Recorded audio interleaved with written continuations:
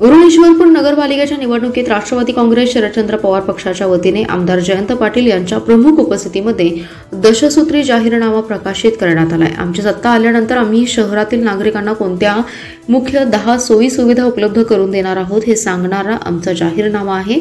आमच्या सहकार्यांना संधी द्या, मी व माझे सहकारी हा जाहीरनामा पूर्ण करण्यासाठी प्रयत्नांची पराकाष्ठा करू, अशी ग्वाही आमदार जयंतराव पाटील यांनी दिली आहे। यावेळी शामराव पाटील, शहराध्यक्ष शहाजी पाटील, बी.ए. पाटील, भगवान पाटील, खंडेराव जाधव, दादासाहेब पाटील, रोजा किनीकर, कमल पाटील प्रामुख्याने उपस्थित होते।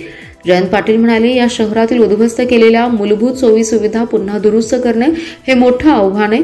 पिण्याच्या पाण्याची तसेच रस्त्यांची दुरावस्था झाली आहे। शहरातील वाहतूक कोंडी हा गंभीर विषय आहे। आम्ही शहरातील मूलभूत सोयी सुविधा दुरुस्त करून प्रशासन पारदर्शी आणि लोकाभिमुख करणार आहोत।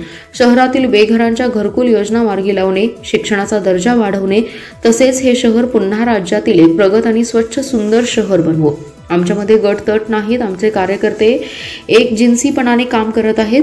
मूलभूत व नागरी सुविधा, हरित व स्वच्छ शहर, महिला व युवा सक्षमीकरण, आरोग्यदायी समाज, गुणवत्तापूर्ण शिक्षण, कृषी विकास, सर्वसमावेशक विकास, पारदर्शी प्रशासन, स्थानिक उद्योग आणि रोजगार आणि सांस्कृतिक वारसा संरक्षण आणि विकास अशी ही शाश्वत विकासाची दशसूत्री असल्याचं त्यांनी यावेळी सांगितलं।